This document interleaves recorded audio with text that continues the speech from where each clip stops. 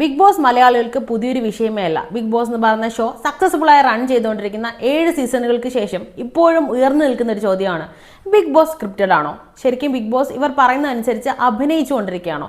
എന്നാൽ ഈ വീഡിയോ കണ്ടു കഴിയുമ്പോൾ നിങ്ങൾക്ക് ഇതിനെപ്പറ്റി എല്ലാ ധാരണയും ഉണ്ടാവും. ബിഗ് ബോസ് എന്ന് പറയുന്നത് വളരെ ഇൻട്രസ്റ്റിംഗ് ആയ, സൈക്കോളജിക്കലി കണ്ടിരിക്കുന്ന പ്രേക്ഷകരെയും മാനിപ്പുലേറ്റ് ചെയ്യാൻ കേപ്പബിലിറ്റി ഉള്ള ഒരു വണ്ടർഫുൾ ഷോ ആണ്. ബിഗ് ബോസ് ഈ വർഷം ഒക്കെയും കണ്ടിട്ടുള്ള ഒരാളാണ് നിങ്ങളെങ്കിൽ നിങ്ങൾക്കറിയാം, ബിഗ് ബോസിൽ ജയിച്ചിട്ടുള്ള ഓരോ ആളുകളും വ്യത്യസ്തരാണ് അല്ലെ.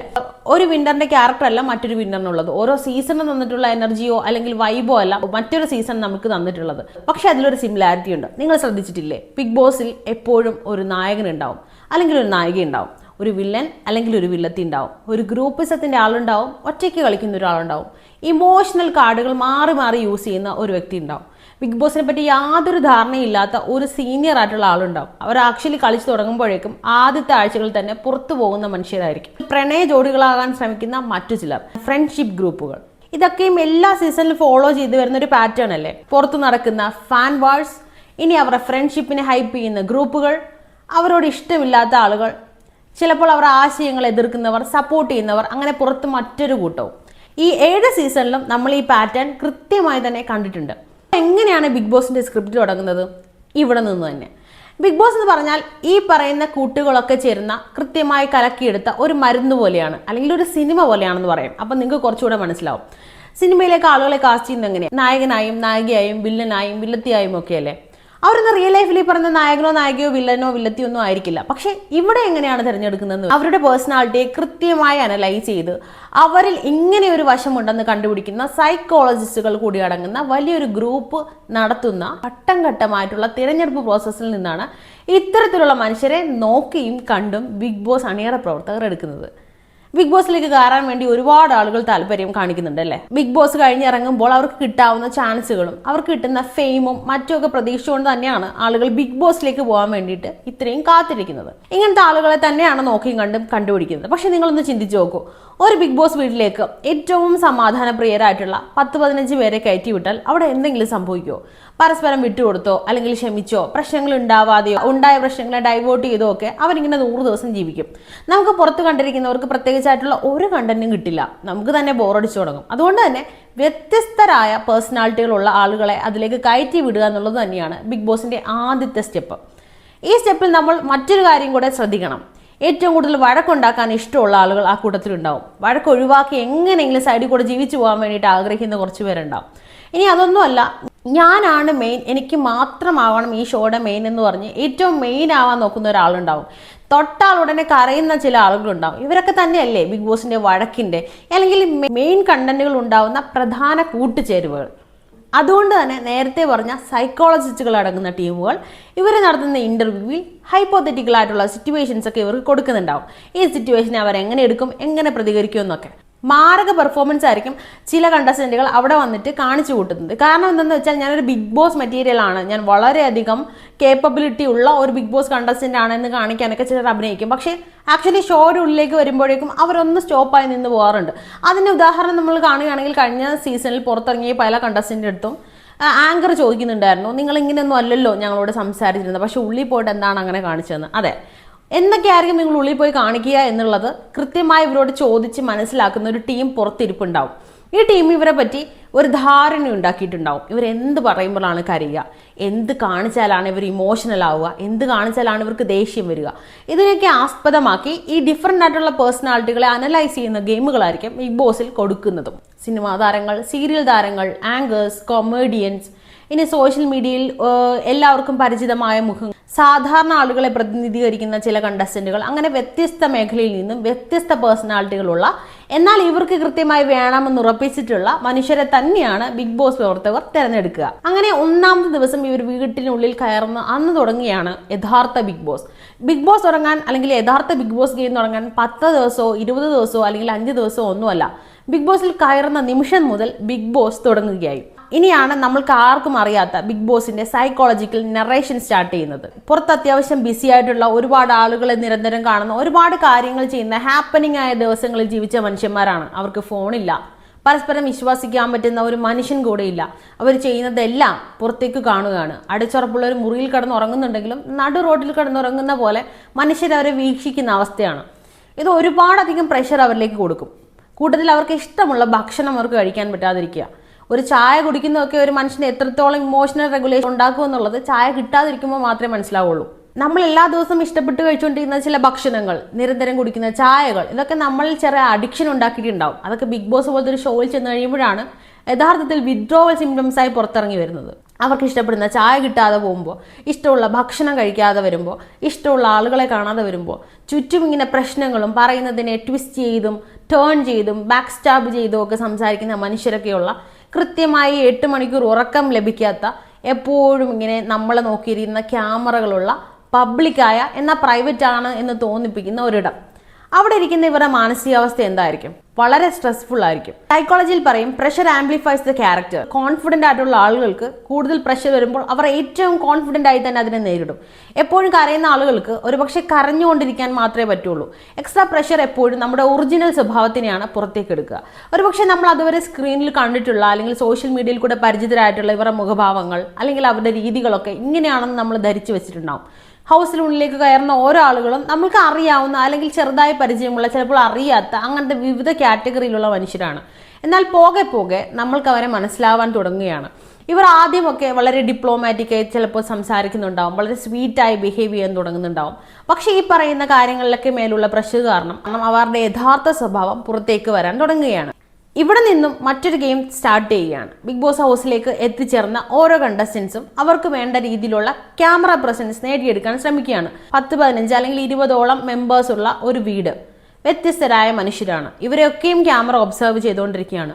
24 മണിക്കൂറിൽ 20 മനുഷ്യർ കാണിക്കുന്ന 20 മനുഷ്യരുടെയും സെപ്പറേറ്റ് 24 മണിക്കൂറുകളും അവിടെ സംഭവിക്കുന്നുണ്ട്.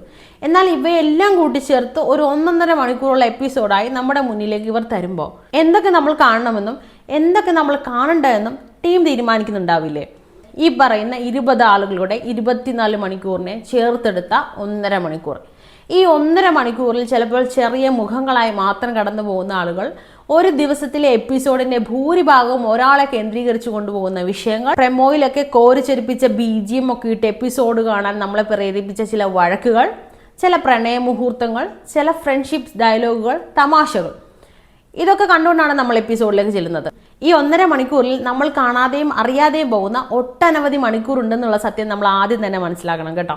അങ്ങനെ ബിഗ് ബോസിലുള്ള ഓരോ കണ്ടസ്റ്റന്റും തന്റെ ക്യാരക്ടർ പുറത്തെടുക്കാൻ ശ്രമിക്കുകയാണ്. അവനവനൊരു ധാരണയുണ്ടാവും, എന്നെ ഇങ്ങനെ കാണാനാണ് ഇഷ്ടമെന്ന്, അല്ലേ? അതിനേക്കാൾ ഉപരി ബിഗ് ബോസ് ടീമിനറിയാം ഇവർക്ക് ഏത് ലെവലുള്ള സ്ട്രെസ് വരെ താങ്ങാൻ കഴിയും, ഏത് രീതിയിലായിരിക്കും ഇവർ പോകുക എന്നുള്ളത് സൈക്കോളജിസ്റ്റുകൾ അടങ്ങുന്ന ടീമിന് നല്ല ധാരണയുണ്ടാവും. അതുകൊണ്ട് തന്നെ ഇവരെ അളക്കുന്ന വിധത്തിലുള്ള ടാസ്കുകൾ, സംസാര വിഷയങ്ങൾ ഒക്കെയും ബിഗ് ബോസ് കൊടുക്കുന്നുണ്ടാവും. പതുക്കെ പതുക്കെ ഇവരുടെ ക്യാരക്ടർ പുറത്തേക്ക് എടുക്കാൻ തുടങ്ങുന്നു. ഇനി ഒരു ഉദാഹരണത്തിലൂടെ പറഞ്ഞു തുടങ്ങാം. 1ാമത്തെ ദിവസം വളരെ കുഴപ്പമില്ലാതെ കടന്നുപോയ ദിവസമായിരിക്കും. 2ാമത്തെ ദിവസം ആ കൂട്ടത്തിൽ ഒരാൾ എന്തൊക്കെയോ പറഞ്ഞതിനെ തുടർന്ന് ഒരാൾക്ക് അറിയാൻ തുടങ്ങുകയാണ്. അപ്പോൾ നമ്മൾ വിചാരിക്കുകയാണ് ഒരുപക്ഷെ സ്ട്രെസ് കൊണ്ടായിരിക്കാം അല്ലെങ്കിൽ അവർക്ക് വിഷമം ഉണ്ടായി കാണുമെന്ന്. അതിനെ തുടർന്ന് 3ാമത്തെ ദിവസം ഈ വ്യക്തി കരയുകയാണ്. അപ്പം നമ്മൾ വിചാരിക്കും എന്തിനാണ് ഇവർ കരയുന്നത്? ഇതൊക്കെ മാനേജ് ചെയ്യാനും കാണാനും ഒക്കെ അറിയുന്നവരല്ലേ ബിഗ് ബോസിലേക്ക് വരേണ്ടത്? ഓഡിയൻസിന് പൊതുവായി തോന്നുന്ന കാര്യമായിരിക്കും. ഇനി 6ാമത്തെ ദിവസം ഇവർ കരയുകയാണ്. നമ്മൾ വിചാരിക്കും ഇവരൊരു കരച്ചിലുകാരിയാണ്, ഇവർ എന്ത് പറഞ്ഞാലും ഈസിയായി കരയുന്നു. അങ്ങനെ പതുക്കെ നമ്മുടെ മനസ്സിലേക്ക് നമ്മൾ പോലും അറിയാതെ ഇവരൊരു കരയുന്ന ആളാണെന്നുള്ള ഒരു ഇംപ്രഷനാണ് അവർ തന്നെ രൂപപ്പെടുത്തി തരുന്നത്. ഇതിനെയാണ് ക്യാരക്ടർ ആർക്ക് എന്ന് പറയുന്നത്. ഒരു ദിവസത്തിൽ 24 മണിക്കൂറിൽ നടക്കുന്ന വിവിധങ്ങളായ സംഭവങ്ങളിൽ കോണ്ടെക്സ്റ്റ് എന്ന് പറയുന്ന ഒരു വിഷയത്തിന് ഇമ്പോർട്ടൻസ് ഉണ്ട്. ഒരു കാരണമില്ലാതെ നടക്കുന്ന വഴക്കുകളോ കാരണമില്ലാതെ നടക്കുന്ന കരച്ചിലോ ഒന്നും ഓഡിയൻസ് ഇഷ്ടപ്പെടില്ല എന്നുള്ളത് ബിഗ് ബോസ് ടീമിന് വളരെ കൃത്യമായി അറിയാം. അതുകൊണ്ട് തന്നെ ഓരോ കണ്ടസ്റ്റന്റിന്റെയും മൂവ്മെന്റ്സിന്റെയും പ്രതികരണങ്ങളെയും ചിന്തകളെയും ഒക്കെ ഒബ്സർവ് ചെയ്യുന്ന ഓരോ ടീമും ബിഗ് ബോസ് ടീം അംഗങ്ങളുടെ ഭാഗത്തു നിന്നുണ്ടാവും. ഇവരുടെ പ്രതികരണങ്ങളെ, ഇവരുടെ ചിന്തകളെയൊക്കെ പ്രതിനിധീകരിച്ച് ഇവർ ഓരോ സ്റ്റോറി ലൈൻ രൂപീകരിക്കുന്നുണ്ടാവും. ഈ സ്റ്റോറി ലൈനിൽ പൊതുവായി ഇവർ ഏത് തരത്തിലുള്ള ഇമോഷൻസ് ആണ് കൂടുതലായി പ്രകടിപ്പിക്കുന്നത് എന്നുള്ളത് ബിഗ് ബോസ് ടീം അംഗങ്ങൾ നോക്കും. അതായത് കൂടുതൽ വിഷയത്തിലും ഈ വ്യക്തി കരഞ്ഞുകൊണ്ടേ ഇരിക്കുകയാണ്, സംസാരിക്കുന്നില്ല എന്നുണ്ടെങ്കിൽ ഇവരുടെ ഏറ്റവും കൂടുതൽ കാണിക്കേണ്ട ഭാഗം കരച്ചിലാണെന്നുള്ളത് ബിഗ് ബോസ് ടീമിന് കൃത്യമായി മനസ്സിലാവും. മറ്റൊരു ഉദാഹരണം പറയുകയാണെങ്കിൽ ഒരു ടീം മെമ്പർ ആരോടും യാതൊരുവിധ ഭയവും ഇല്ലാതെ ഉള്ള കാര്യം മുഖത്ത് നോക്കി പറയുകയാണ്. 1ാമത്തെ ദിവസം വലിയ കുഴപ്പമില്ലാതെ പോയി. 2ാമത്തെ ദിവസം ടീം തീരുമാനിക്കുന്ന സമയത്ത് അദ്ദേഹം എണീറ്റ് നിന്ന് അദ്ദേഹത്തിന്റെ വിയോജിപ്പ് പറയുകയാണ്. അപ്പോൾ തന്നെ നമ്മളൊക്കെ ഒന്ന് നോട്ടീസ് ചെയ്യും, നമുക്കത് ഇഷ്ടപ്പെടാനുള്ള ചാൻസ് വളരെ കൂടുതലാണ്. അതിനുശേഷം അദ്ദേഹത്തിന്റെ പേഴ്സണൽ സ്റ്റോറി പറയുന്ന സമയത്ത് വളരെ കറേജിയസ് ആയിട്ടുള്ള കാര്യങ്ങളാണ് അദ്ദേഹം ഷെയർ ചെയ്തിട്ടുണ്ടെങ്കിൽ നമ്മൾക്ക് തോന്നും ഇദ്ദേഹം ഒരു ധൈര്യമുള്ള ആളാണ്, റിയൽ ലൈഫിൽ ധൈര്യം കാണിച്ചിട്ടുള്ള ഒരാളാണെന്നുള്ളൊരു ഇംപ്രഷൻ നമുക്ക് കിട്ടുകയാണ്. അടുത്ത ദിവസത്തിൽ ഇദ്ദേഹം വീണ്ടും വീണ്ടും വേണ്ട കാര്യങ്ങൾ എഴുന്നേറ്റ് നിന്ന് ചോദിക്കുകയാണെന്നുണ്ടെങ്കിൽ ഇദ്ദേഹത്തിന്റെ സ്റ്റോറി ലൈൻ കീപ്പ് ചെയ്യുന്ന ബിഗ് ബോസ് ടീം അംഗങ്ങൾക്ക് കൃത്യമായി മനസ്സിലാവും ഇവരുടെ ഈ ഷെയ്ഡാണ് ഇവർ കൂടുതലായും ഈ ഷോയിൽ കാണിക്കാൻ ഉദ്ദേശിക്കുന്നതെന്ന്. അപ്പോൾ ഉള്ളിൽ നിൽക്കുന്ന ഓരോ കണ്ടസ്റ്റൻസിനും കൃത്യമായ ധാരണയുണ്ടാവണം എൻ്റെ ഏത് ഷെയ്ഡ് പുറത്തേക്ക് പോകേണ്ടതെന്ന്. ചിലർ പലപ്പോഴും ഹീറോ ആവാൻ വേണ്ടി ക്രിയേറ്റ് ചെയ്ത സീൻസൊക്കെ നമ്മളെ വല്ലാണ്ട് അരോചകപ്പെടുത്താറില്ലേ. ഒന്നാമത്തെ ദിവസം മുതൽ വഴക്കുണ്ടാക്കിയ കണ്ടസ്റ്റന്റിനെയൊക്കെയോ ആദ്യത്തെ ആഴ്ച തന്നെ തൂക്കി പുറത്തെടുത്ത് കളഞ്ഞിട്ടുണ്ട് നമ്മൾ പ്രേക്ഷകർ അല്ലേ. ഏറ്റവും കൂടുതൽ ഒരു കണ്ടസ്റ്റന്റ് ഏത് ഇമോഷൻസിനെയാണ് പുറത്തേക്ക് കാണിക്കുന്നത്, അതിന്റെ റെലവൻറ്റ് എത്രത്തോളമാണ്, അതിന് കോണ്ടെക്സ്റ്റ് ഉണ്ടെങ്കിൽ ആ ഒരു രീതിയിൽ ബിഗ് ബോസ് ഷോ അവരെ പോർട്രേ ചെയ്യാനായി തുടങ്ങുകയാണ്. ഇങ്ങനെയാണ് അവരുടെ ക്യാരക്ടർ ആർക്ക് ടീമുകൾ നിശ്ചയിക്കുന്നത്. അതിനെ തുടർന്ന് നമ്മൾ പ്രേക്ഷകർ പതുക്കെ പതുക്കെ ഇവരെ ഒബ്സർവ് ചെയ്യാൻ തുടങ്ങിയാണ്.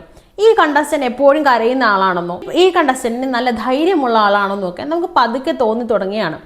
വരുന്ന ദിവസങ്ങളിൽ ഇവർ ഈ ഒരു ക്യാരക്ടർ ലൈനെ കംപ്ലീറ്റ് ആക്കുന്ന വിധത്തിലുള്ള വിഷയങ്ങൾ ഇടപെടുമ്പോൾ അവരുടെ സത്യസന്ധതയോ അവരുടെ ലീഡർഷിപ്പ് ക്വാളിറ്റിനെയോ ഒക്കെ നമ്മൾ ഒബ്സർവ് ചെയ്യുമ്പോൾ ഒരു 2-3 ആഴ്ചയ്ക്കുള്ളിൽ തന്നെ നമുക്കൊരു നിഗമനത്തിലെത്താൻ സാധിക്കും. ഇതിലുള്ള ഓരോ ആളുകളുടെയും കാര്യങ്ങൾ ഇങ്ങനെയാണെന്ന് നമ്മൾ കണ്ടിട്ടുള്ളതാണ്. കഴിഞ്ഞ സീസണിൽ രേണു സുധിയെ അക്ബർ ഖാൻ സെപ്റ്റിക് ടാങ്ക് എന്നുള്ള ഒറ്റ വിളിയിൽ പോയതാണ് അക്ബർ ഖാന്റെ ഇമേജ് അല്ലേ.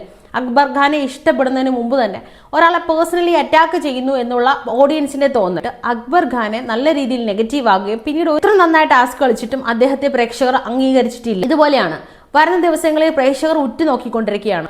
അവരുടെ സംസാരങ്ങളെ അവരുടെ റിയാക്ഷൻസിനൊക്കെ കൃത്യമായി വാച്ച് ചെയ്തിട്ട് അവരുടെ പേഴ്സണാലിറ്റി ഇങ്ങനെയാണെന്ന് നമ്മൾ പ്രേക്ഷകർ അസ്യൂം ചെയ്യുകയാണ്. ഇത്തരത്തിൽ ഡെവലപ്പായിട്ടുള്ള ഓരോ ക്യാരക്ടർ ആർക്കുകളും നമ്മൾ കൃത്യമായി ഒബ്സർവ് ചെയ്യും. അതിൽ ചിലപ്പോൾ പ്രണയം ഉടലെടുത്താൽ അത് ഓർഗാനിക് അല്ല എന്ന് നമ്മൾക്ക് തോന്നിയാൽ നമ്മൾക്കത് ക്രിഞ്ചായി ഫീൽ ചെയ്യും. അതിലെ ഫ്രണ്ട്ഷിപ്പുകൾ അവരുടെ മാറി എന്നുള്ള സംസാരങ്ങളും മറ്റും ഒബ്സർവ് ചെയ്യുമ്പോൾ അത് മോശമാണെന്നുള്ള രീതിയിൽ അല്ലെങ്കിൽ ബാക്ക് സ്റ്റാബിംഗ് ആണെന്നുള്ള രീതിയിൽ നമുക്ക് തോന്നിക്കഴിഞ്ഞാൽ നമ്മൾ സോഷ്യൽ മീഡിയയിലും മറ്റും നമ്മുടെ പ്രതികരണങ്ങൾ അറിയിക്കും. ഇവിടെ നിന്നാണ് PR കളികൾ ശരിക്കും തുടങ്ങുന്നത്.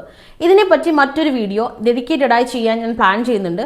അടുത്ത ദിവസം തന്നെ അത് അപ്ലോഡ് ചെയ്യുന്നതായിരിക്കും. ഇത്തരത്തിൽ നമ്മൾ സോഷ്യൽ മീഡിയയിൽ സംസാരിക്കുന്ന വിഷയങ്ങളെയും ടീം അംഗങ്ങൾ കൃത്യമായി ഒബ്സർവ് ചെയ്യുന്നുണ്ടാവും.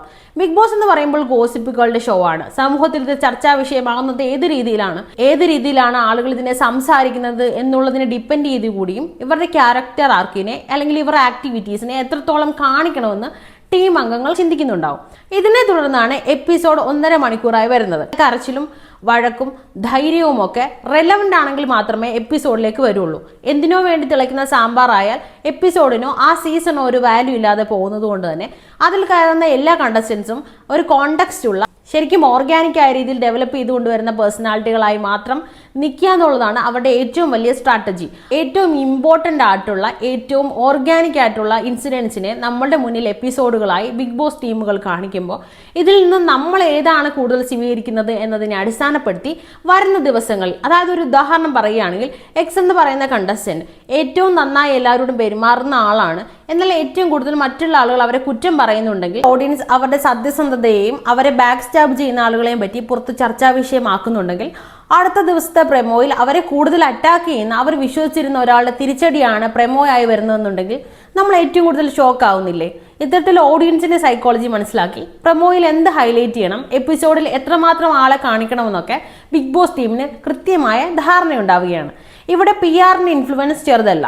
PR-ന് ഈ കാര്യങ്ങളുള്ള വീക്ഷണങ്ങൾ, ഓഡിയൻസിന്റെ പെർസ്പെക്റ്റീവ്സ് ഇതിനെയൊക്കെ മാറ്റിമറിക്കാൻ കേപ്പബിൾ ആയിട്ടുള്ള രീതിയിൽ പ്രവർത്തിക്കാൻ കഴിയും. എങ്ങനെയെന്നുള്ള ആ ഇൻട്രസ്റ്റിംഗ് ഭാഗം അടുത്ത വീഡിയോയിൽ ഞാൻ എക്സ്പ്ലെയിൻ ചെയ്യുന്നതായിരിക്കും. ഇതിൽ നിന്ന് പുറത്തു വരുന്ന പല കണ്ടസ്റ്റൻസും പറയാറുണ്ട്, ഞാൻ ഇതിൽ കൂടുതലൊക്കെ ചെയ്തിരുന്നു, ഒത്തിരി കാര്യങ്ങൾ ചെയ്തിരുന്നു, പക്ഷെ ബിഗ് ബോസ് അത് കാണിച്ചില്ല. എന്തുകൊണ്ടായിരിക്കും ബിഗ് ബോസ് അത് കാണിക്കാഞ്ഞത്? ഓഡിയൻസിന് എപ്പോഴും ഇഷ്ടപ്പെടുക അവരൊരു ഹോർമോണൽ റഷ് ഉണ്ടാക്കുന്ന അല്ലെങ്കിൽ കാര്യകാരണങ്ങളുള്ള അല്ലെങ്കിൽ എന്തെങ്കിലും ലോജിക്കൊക്കെ വർക്ക് ചെയ്യുന്ന കാര്യങ്ങൾ മാത്രമേ നമുക്ക് കാണാൻ ഇൻട്രസ്റ്റ് ഉണ്ടാവുള്ളൂ. അതുകൊണ്ട് തന്നെ ഒരു എപ്പിസോഡിൽ ഏത് കാര്യത്തിന് ഏറ്റവും കൂടുതൽ ഇമ്പോർട്ടൻസ് നൽകിക്കൊണ്ട് പ്രേക്ഷകരിൽ കൂടുതൽ സമയം കാണുന്ന രീതിയിലേക്ക് കൊണ്ടുവരണമെന്ന് ബിഗ് ബോസ് ടീം അംഗങ്ങൾക്ക് തീരുമാനിക്കാനുള്ള എല്ലാ റൈറ്റും ഉണ്ട്. അതുകൊണ്ട് ഒരു പക്ഷേ ഈ പറയുന്ന കണ്ടസ്റ്റന്റ് കാണിച്ചിട്ടുള്ള കാര്യങ്ങൾ ഒരു പക്ഷേ റെലവൻ്റ് അല്ലാത്തതോ ഓഡിയൻസിന് ഇഷ്ടപ്പെടാൻ ചാൻസ് ഇല്ലാത്തതോ ആയിട്ടുള്ള കാര്യങ്ങളായിരിക്കും. അപ്പോൾ ഈ പറഞ്ഞ പോലെ ബിഗ് ബോസ് എന്ന് പറയുന്ന ഷോയിൽ ഒരിക്കലും എഴുതി തയ്യാറാക്കിയ ഒരു പേപ്പർ സ്ക്രിപ്റ്റ് കണ്ടസ്റ്റൻസിന് കൊടുക്കുന്നില്ല.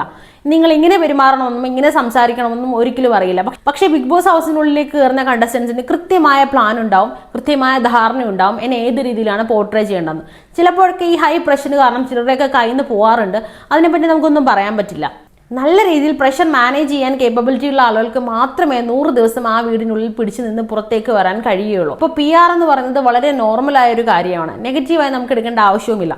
ഇത്തരത്തിൽ PR പറയുന്ന രീതിയിൽ പ്ലാൻ ചെയ്ത് അത് ഓർത്ത് ഗെയിം ഇംപ്ലിമെന്റ് ചെയ്ത് ആ ഒരു ക്യാരക്ടർ ആർക്ക് പിടിച്ച് ഒരാൾക്ക് ഗെയിം കൊണ്ടുപോകാൻ കഴിയുന്നുണ്ടെങ്കിൽ അത് അവരുടെ കഴിവാണെന്നേ എനിക്ക് പറയാൻ കഴിയുള്ളൂ. ഓഡിയൻസിനെ ഞാൻ ഇങ്ങനെയാണ്, ഇതൊക്കെയാണ് എൻ്റെ വാല്യൂ, നിങ്ങൾക്ക് ഈ വാല്യൂ ആയിട്ട് കണക്ട് ചെയ്യാൻ കഴിയുന്നുണ്ടോ തുടങ്ങിയിട്ടുള്ള കാര്യങ്ങൾ മുന്നിലേക്ക് വെച്ച് ഓഡിയൻസിന്റെ അക്സെപ്റ്റൻസ് ഏറ്റുവാങ്ങുന്ന കണ്ടസ്റ്റൻസ് ആയിരിക്കും എപ്പോഴും ബിഗ് ബോസിന്റെ വിജയമായി വരുന്നത്.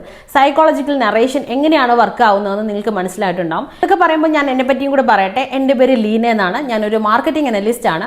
ബിഗ് ബോസ് ഉൾപ്പെടുന്ന പലവിധ ടെലിവിഷൻ ഷോകളും സോഷ്യൽ മീഡിയ ട്രെൻഡുകളും സോഷ്യൽ റെലവൻ്റ് ആയിട്ടുള്ള ടോപ്പിക്കുകളും തുടങ്ങിയിട്ടുള്ള കാര്യങ്ങളുടെ മാർക്കറ്റിംഗ് സൈക്കോളജിയെയും കൂടെ ഉൾപ്പെടുത്തിക്കൊണ്ടുള്ള എൻ്റെ ഒരു പെർസ്പെക്റ്റീവ് നിങ്ങളിലേക്ക് എത്തിക്കാൻ സാധിക്കും. അതിലുപരി ഞാനെന്ന് പറയുന്ന ഒരു വ്യക്തിയുടെ ചില പെർസ്പെക്റ്റീവ്സും നിങ്ങളിലേക്ക് ഷെയർ ചെയ്യാൻ ഈ ഒരു ചാനൽ കൊണ്ട് ഞാൻ ഉദ്ദേശിക്കുന്നുണ്ട്. ബിഗ് ബോസിനെ പറ്റിയുള്ള അതിൻ്റെ PR പറ്റിയുള്ളതും കാണുന്ന ഓഡിയൻസിനെ എങ്ങനെയാണ് ബിഗ് ബോസ് അതിന്റെ ഇമോഷണൽ ലൂപ്പിലേക്ക് കൊണ്ടെത്തിക്കുന്നതെന്നും ബിഗ് ബോസിനെ പറ്റിയുള്ള പലവിധ സംശയങ്ങളും ചെറുതായി മാത്രം അറിയാവുന്ന അല്ലെങ്കിൽ ഇനി അറിയാൻ താല്പര്യമുള്ള വിഷയങ്ങളെ പറ്റിയുള്ള വീഡിയോകളുമായി ഞാൻ നിങ്ങളുടെ മുന്നിലെത്താം.